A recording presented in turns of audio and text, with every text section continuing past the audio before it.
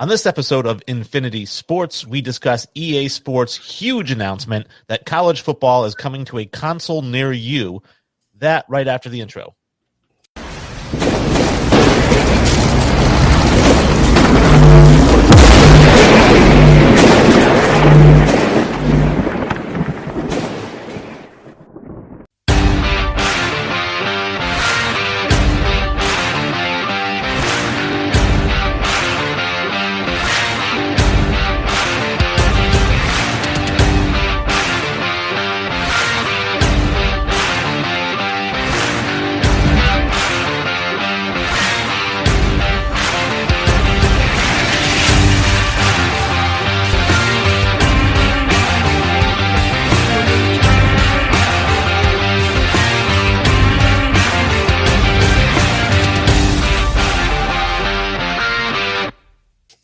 Welcome to Infinity Sports. I'm Wayne G. I've got two co-hosts today. I'm joined, as always, by Sully.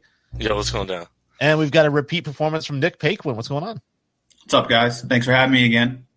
Oh, yeah. For sure. Like I mentioned, the show is going to be about video games, but before we jump into it, please remember to like and subscribe at the bottom here. It helps us out tremendously, helps us grow the show, helps us get you better content, better graphics, and so on. Plus, it puts you first in line when the new content comes out. If you prefer to listen to the show, please check out iTunes, Spotify, Stitcher, or Amazon Music. You can download or stream the episodes while you're walking, running, driving to work, whenever you listen to episodes. I know that our former co-host, Jesse, loves to listen to the episodes. He doesn't really watch them as much. And, of course, if you want to visit us on social media, we are available on Facebook at Infinity Sports Podcast, on Instagram at Infinity Sports Podcast, and on Twitter at SportsInfinity5. Yeah. So, gentlemen, like I mentioned, EA Sports on Tuesday came out and said that the NCAA football. No. What do you mean? Well, they're saying that college football. NCAA isn't attached to it. An NCAA football game without NCAA is going to be coming to a console. They're in discussions with the conferences right now to get them locked up. They want no part of the NCAA moniker. NCAA wants no part of them. They had a huge falling out after the Ed O'Bannon or during the Ed O'Bannon lawsuit. And so the NCAA and EA Sports are not going to do business with each other. But all of the conferences are very eager to do business with EA Sports because it is a very profitable enterprise. And I'm curious, when you guys heard the news, what your reaction was. I mean, obviously thrilled. Everybody who follows the show knows I'm a college guy. I just come to find out Nick's a college guy, so obviously I'm assuming he's going to be thrilled. I liked the NCAA football more than Madden. The recruiting process was so much fun. Being able to just build a team and things like that, deciding which players you wanted to recruit, how to pick your team and make them better was I think the best. It was a lot of fun taking. I know you said you used to take UConn and play with them really and make them a great team. I used to grab, like USF or somebody like that and try to make them a great team. And I mean, that was the whole fun part about it. It wasn't like Madden where you already had your stars. It was all the time players were changing. It was so much fun. Yeah. For me, for sure. And I follow college football so closely that like way back when you had like players that were not the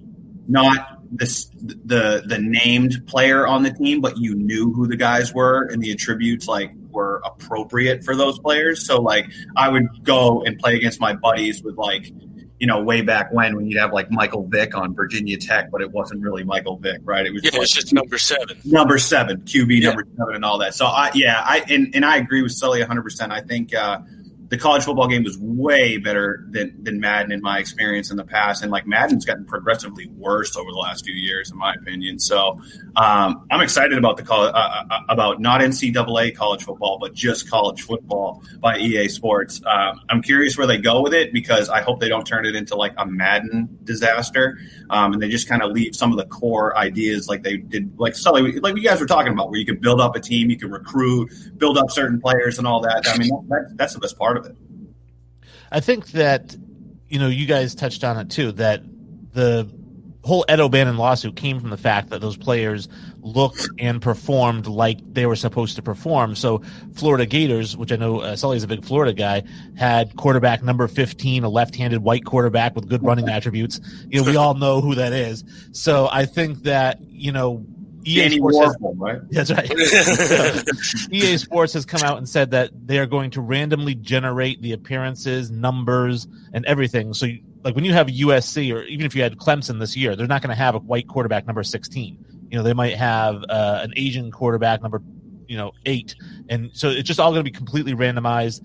But the statistics, like obviously if you have a school like Clemson or Ohio State, their players are going to be a lot better than a lower level college, but it's not going to be based on actual players to avoid the whole lawsuit thing. However, if you remember correctly, the NCAA football community went out and edited all these rosters to make the players' names and birthdays and everything. So I'm curious if they're going to have an editable roster feature, and within a week of the game being released, we're going to have actual rosters. I mean, I remember I used to specifically take the time not to go deep into it. I'd before I even played the game, I'd get the game and I'd name every player I could name and just go through every one of them and name them all. I remember specifically doing Donatarius Thomas from the linebacker from Auburn. I don't know why, obviously because his name's Donatarius Thomas, it sticks out in my head. But I mean, like that was one of the fun attributes and one of the fun parts of the game. Honestly, I liked having to go through and find these guys and things like that. I hate the randomized idea. That really that bugs me. I don't like it.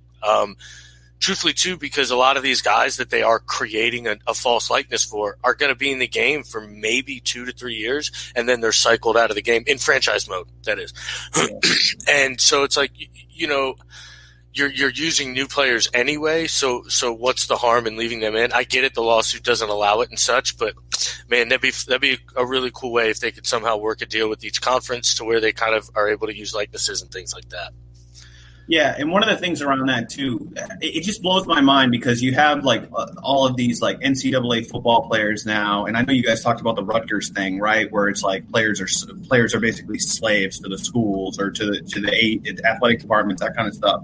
And my whole thing is like you have players that are saying like, well, we should get paid to play and we should do this. I mean, what a perfect avenue to compensate guys. You know what I mean? But not only that. But it's like, why does everybody buy the new Madden every year, right? To Sully's point, these guys are going to be drafted after a couple of years. They'll kind of age out of the game. If you have player likeness in there, it just incentivizes, even for EA Sports, for the colleges, for the game, for the players, it incentivizes people to go buy that new game every year, right? It's the same thing with Madden. I mean, it just makes too much sense. It's not, to me, it seems foolish to not have the player likeness, or even take it a step further and just have the actual players, because you're leaving money on the table for everybody all the way around.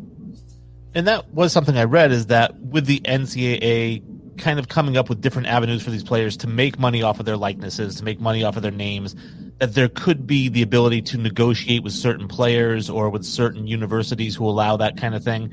I think it's opening up a can of worms, though, because what it's going to lead to is a players' union. And then the players' union is going to negotiate the rights with EA Sports so that all the likenesses can be in there and every player is going to get a certain percentage from the union. But once you unionize college sports, I just think, which I'm okay with because I think all these kids should get paid, but I think now you're starting to become a professional organization. I agree with that. I mean, I like that point, and I don't disagree. I think that's a great point. Yeah. I mean, I don't mind the whole. I mean, realistically, though, in certain parts of the country, like I've been to Tuscaloosa, Alabama, right? Like I've been to an Alabama football game. Like it's not. I mean, it is like it's bigger than pro sports in certain areas. You know what I mean? So I'm not like necessarily trying to justify it, but like you also give players the ability, like you do with like a teachers union, like they can opt out of a players union if they don't want part of that. And you're going to find guys that do it, right? Like I don't know. I get what you're saying about turning it into pro, but it's got the same. It's got. I mean, the money in some of these programs is bigger than some pro franchises, in all respect. So. We'll see. You factor in tuition and all that. I mean, I don't know. See, I think it more takes away from so what I love about the college game is like these players are playing for their life. Yeah. They haven't essentially gotten there yet. You unionize and you make it a paid pro sport and to where things are like that. And I don't know if you're going to see the same type of college football. Obviously, you might because but these guys I don't know. That's what I'm afraid of. I think it's a slippery slope essentially. Yeah. And I normally agree with unions and I agree with, the employees having power and things like that. But I think this one's a slippery slope. Yeah, I just wonder how much money these guys would be making off something like this too, right? Like, I mean, you're not talking millions of dollars in contracts. You're talking like maybe tens of thousands of dollars, right? Or for a guy like Trevor Lawrence or somebody like that, it could be millions of dollars. Like, I mean, like, and that's where it all becomes so slippery. It's like, does somebody like him who, well, what if I come back like this year? He has the ability to come back, doesn't count against his actual eligibility. And if he makes $5 million, like EA Sports is like, hey, come back, we'll pay you $5 million if you stay, something like that. I think that's where it becomes a slippery slope. Yeah. I mean, or like, to this point, we could just keep the status quo and do the old Rick Pitino where you're buying your team, your recruits hookers and blow instead. You know what I mean?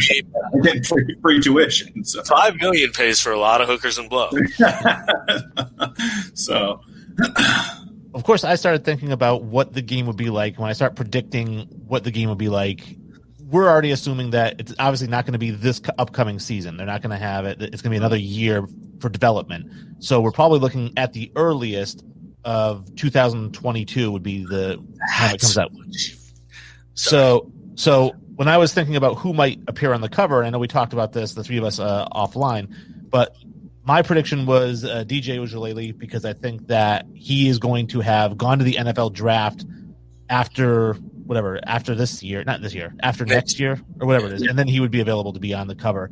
And then when I figured out, well, if it's a year, then he's still going to be in college, so he can't be on the cover. But I created a cover of DJ Ojulele on the cover, and then I know I talked to Sully. I wanted to get his take of who he thought was on the cover.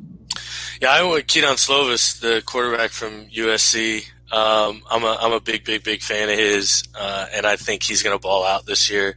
I thought you meant 2 years and things like that. 2 years from now, the 2022 Spencer Rattler's got a big shot to be on there too. That kid's going to put up crazy numbers at Oklahoma. Yeah. I like both those picks actually. I mean, I went like conservative on this. I was like, I think they might even take somebody from like the game day crew, college football game day crew. You can see like a Desmond Howard, right? Or you can see Tim Tebow. Was an example that I used. So, Sully, I know you'd love that. But you get a guy like Tim Tebow. Let's be real. It's Tim Tebow. But, to me, it definitely could be. I mean, my pick personally would be LeVar Arrington, right? Love to see that. Love to see LeVar Arrington on the cover of the new football game. It's never going to happen. And but if I think about future prospects or whatever, the more I think about it, and if you go through like any sort of like 2022 NFL mock draft, for example, always near the top of the list, and they're all over the place right now, but always near the top of the list is Sam Howell from UNC. Now, I'm biased. I'm in North Carolina. He's literally playing down the road, but I just think I see a lot of – I hate to make this comparison. I see a lot of Drew Brees and Sam Howell. Very undersized at the QB position, big arm, accurate as hell, and he's on a garbage UNC team. So depending on how he does there, I think sky's the limit for this kid. Yeah, he played extremely well for a terrible North Carolina team this year. Now, he had two fantastic backs that are both leaving. So I do want to see how he performs without I don't want to say this with the crutch of that run game, but it's not a crutch because the kid does have talent out the wazoo. Everybody can see that. But yeah, it's a great pick too. I mean, you can't go wrong with any of the quarterbacks, and it's just a matter of which one leaves and which one stays, because obviously if they're not doing likenesses and things like that, they've got to do a player who's already left and put him on the cover, which I think they had to anyway. So the one you maybe they do back and do a collage of like old covers, and do a bunch of everybody who was already on the cover or something like that. That'd be pretty cool too. Mm-hmm. When you think of the features that have to be in this game, I think the number one feature that everyone is asking about, and there's several, but the number one has to be, is it going to be compatible with Madden? Are you going to be able to transfer your draft class over to Madden? And I think you have to. It's got to be compatible. If EA Sports before. You were, and that's why I think that they have to bring that back. Like, you have to be able to draft the guys. I always used to be disappointed when, like, I had to have a linebacker who'd have 100 and something tackles and 12 sacks, and he'd be defensive player of the year in college, and then he'd be a 7th round draft pick in Madden, and his potential rating would be an F, so he wouldn't actually get any better. Well, I mean, that's on you. You got to develop the kid in college, man. He can't just have 100 tackles. You got to make sure he can produce at the next level. The number one feature is obviously, I mean, it's going to be in it, but for me, it's the recruiting and like the franchise mode and the build a dynasty is what they called it, I believe. And that's my favorite, and the recruiting part. So that has to be in there in some way, shape, or form. It can't just be like randomly generated recruiting, in my opinion. Yeah, and I want like a wild out and out scoring like form. Like I want it to be like just as easy to throw like 60-yard bombs and touchdown passes as it was before. Yes. You know what I mean? Like because Madden has gone the entire like the complete opposite way. Like now like you have to run every team like you're the heyday New England Patriots, where it's like if you throw the ball past 6 or 7 yards, it's going to be an interception, and you just have to run every time and have a really good defense. I mean, that's kind of how Madden is now, and I don't want to do that with the college football game at all. I hope we won't, because I think they did a very good job of your best players are going to be better than the not best players in NCAA, and that's one of the things I think they excelled at in that game is when a guy had 95 speed, he was never getting caught by a guy who had 87. When in Madden, it happens all the time. Right. So in the NCAAs, they did a really good job of actually defining that, and I agree. Actually, that's a great point. So I hope they keep that. Yeah. Well, a two-part you mentioned with compatibility with Madden. And you said, developing your players. Well, obviously in NCAA 14, you really didn't have much to develop them. You didn't have practices. You didn't have anything. You just played your games. And so seeing FIFA, like I'm a big FIFA guy, and I've got, FIFA 21, and a lot of it is like practice every day, or you can give your guys a day off on certain days, and you can focus training on particular players. And I'm curious if they'll transfer that into the NCAA, where it's like now you can have your guy lifting weights, you can have him doing speed training and all that kind of thing to kind of develop him throughout his college career. And I'd love to see it culminate before you transfer your players to Madden with you can use your players at the combine. You can do a 40 with them. You can do bench press. That'd be cool. They did have that. I remember doing a combine. I think I do too, where you do the bench press too. You had to, you had to do the 40. You had to do the 2 sticks and sync. Yeah. That's true. That was so hard to do. I remember that because you had to do it like nice and then speed up. That shit was tight though. Yeah. That's a really good idea, Wayne. I would love that. And they do it in Madden now, where you have to train your players and do practices and things like that. So I would think they transfer that over into EA Sports. I mean, that's the way you develop your younger prospects and your young draft picks in Madden. So hopefully they take the same idea so you can develop your young players in NCAA football as well, or college football. My apologies. But I hate the idea still of like only if it's editable, right? Like if I want to be able to like draft into Madden, but like still be able to like change the players' names to the guys that they actually are. And if we have like a bunch of like auto-generated players, then it's like it kind of makes it non-realistic. That's why I'm so in favor of like having like just the names in there, or even keeping it how it was, right? Because then if you move into a draft situation, or if you could do it customized, or you could even do it for like how the draft actually pans out. And now you have like one game that's almost like dependent on the other. And I kind of like that aspect too, because I mean, let's call it what it is. That's exactly how the NFL works, right? Like that talent transitions to the NFL. I mean, I think that's sort of a cool avenue that I know they won't do, but it's just an idea. Yeah, well, to add to the realism, and you'd mentioned it, like you said, that when you play Madden, for example, if you were doing a draft this year in Madden and you wanted to draft Trevor Lawrence, you have the Jacksonville Jaguars or whatever. Yeah. You still can't, because Madden is going to randomly generate a draft class after the season. So it's really no different if you transfer over a randomly generated draft class. It's the same as if Madden were to generate it itself, except you're transferring it over from a season that you just played in the NCAA mode. Yeah. But yeah, I do think that if you could edit the rosters and then that would transfer over, because that would be another cluster mess, I think, would be if you got all the rosters edited. So now all the players are the right name and the right attributes and whatnot. And then you transfer the class over to Madden, and then it randomly generates all of it. It keeps their statistics the same, but it generates their names differently than what you had when you transferred it over. That would be a giant mess. I'd break the game at that point. Slam my shit. Yeah.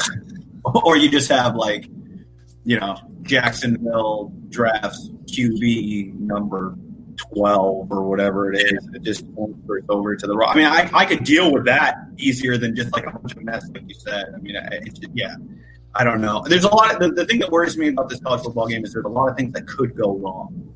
And EA Sports track record recently. I mean, you talk about FIFA, and I think about like playing FIFA in college, and then like playing FIFA now, and FIFA's still cream of the crop for soccer games, but like it's gotten progressively worse.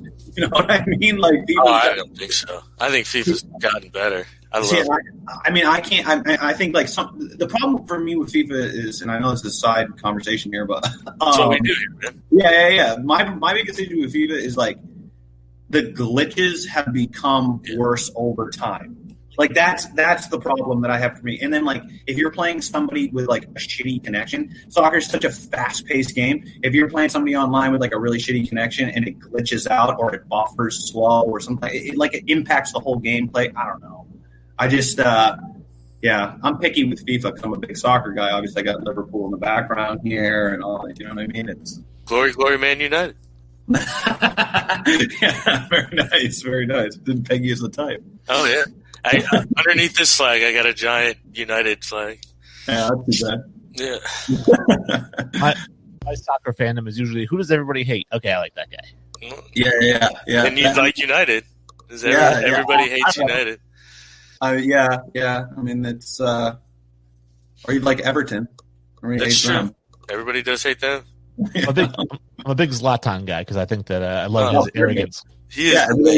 Everybody hates Zlatan. So I love Zlatan. Yeah, he's popular. He's popular in America for sure. Yeah.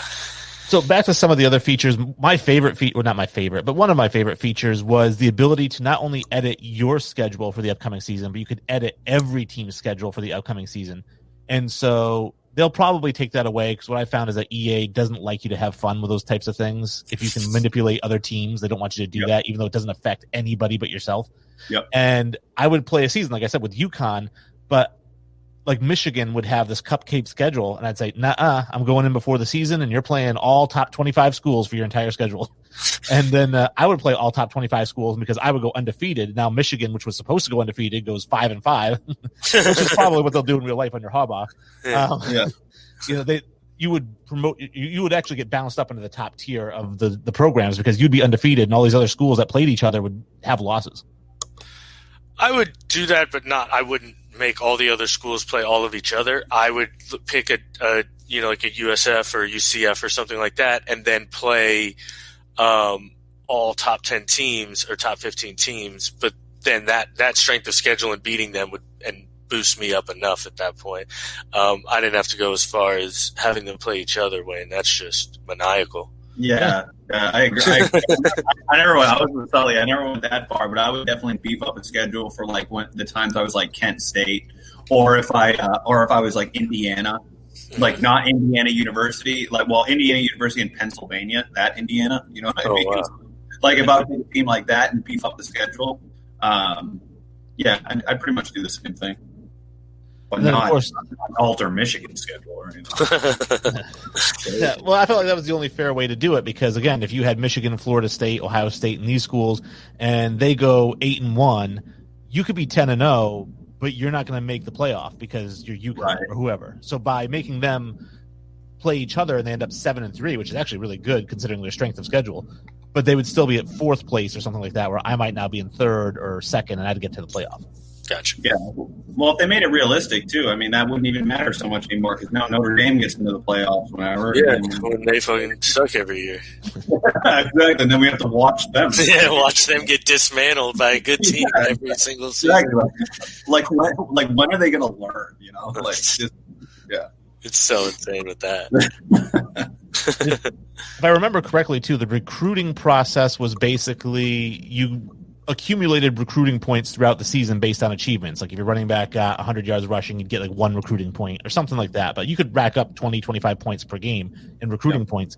And at the end of the season, you had to determine how to spend those. And it was usually like if you were flying across country, like I had UConn. So if I wanted to recruit a player in California, that would cost me 12 points. Whereas to recruit a player in the Northeast would only cost me 3 points or something like that. And then you had to determine as well, what is most important to them. So am I pitching playing time? Because if I pitch playing time and then that's not what they're interested in, then I just lost 12 points of recruiting points I can't use again because I pitched them the wrong thing.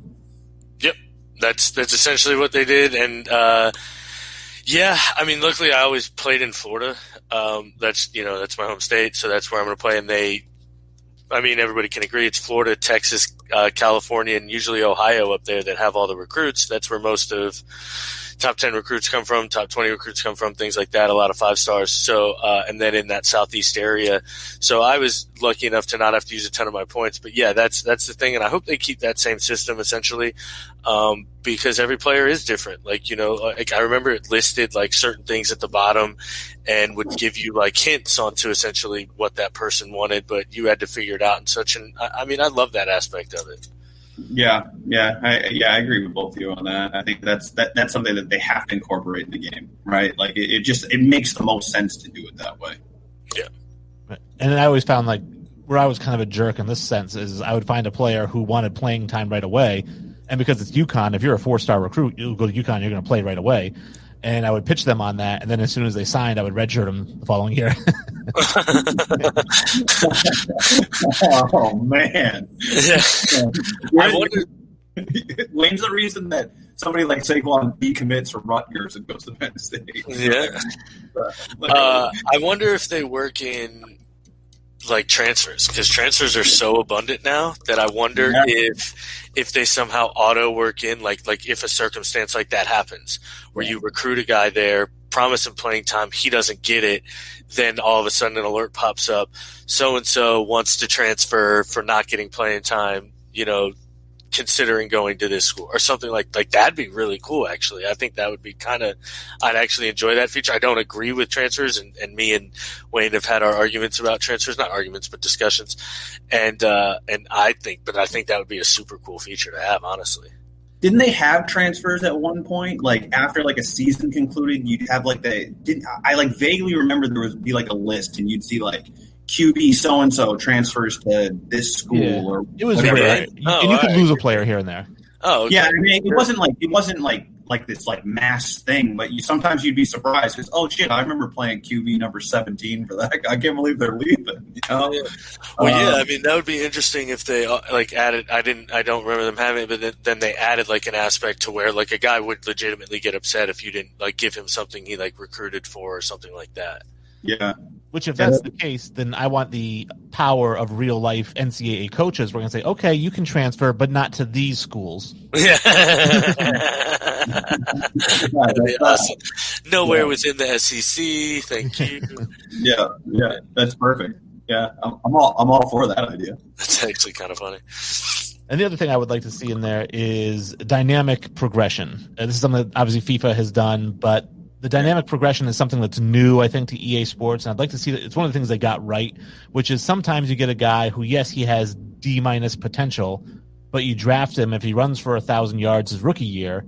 Well, now his potential goes up to B- or something, because that's just the way it works in real life. And I always had a huge gripe in Madden because we went from Madden 99, if you remember correctly, Kurt Warner was the backup quarterback for the Rams.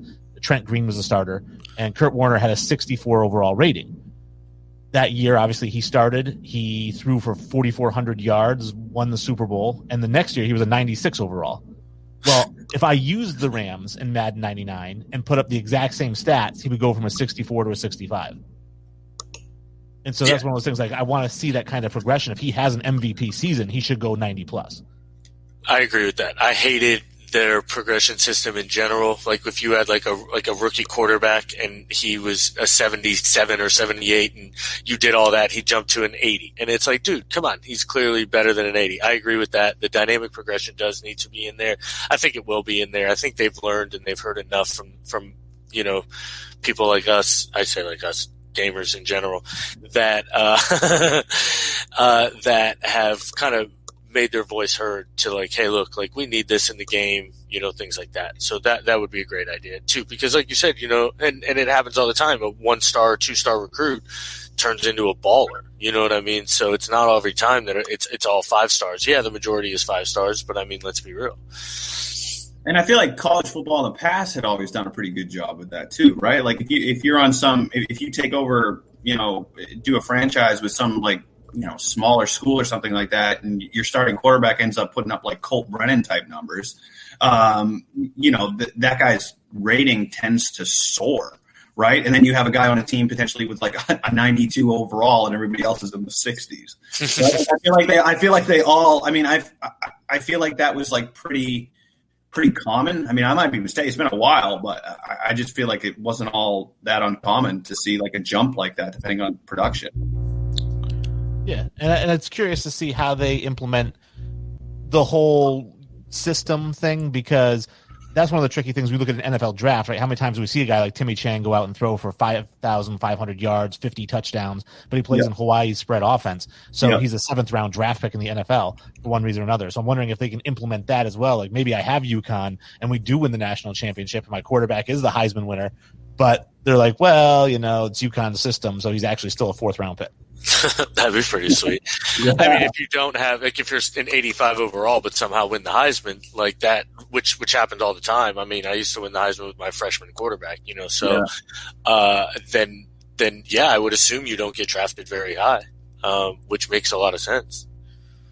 Yeah, I love these name drops we're getting here. Timmy Chang, Colt Brennan, let's go. yeah, man. That's well, I remember just taking it back and like when Johnny Manziel played against Geno Smith at West Virginia, and that game, like, I think West Virginia ended up they lost that. West Virginia lost that game, and Geno Smith had like 8 touchdown passes. It's like 56 to like it was game. And he only had like 6 incompletions. Like that's the type of football game video game that I want to play in every time. For sure. Against Johnny Manziel. Well, that's our take on the new EA Sports College Football 22-23, whatever it ends up being. Thank you guys for listening. Make sure to like and subscribe. Just wanted to throw it to my 2 guys here to see if they had any closing thoughts on the video game or anything they want to shout out. No, I mean, I think everyone's excited, especially what's funny is most people that are excited for this game are 30, 35-year-olds, you know what I mean? Because we're the ones who originally played the game and then it was taken away. So I think that's kind of the funniest part of it. It's a bunch of 30 and 40-year-old dudes getting so hype. But yeah, I mean, I'm excited and let's go Bucks, baby.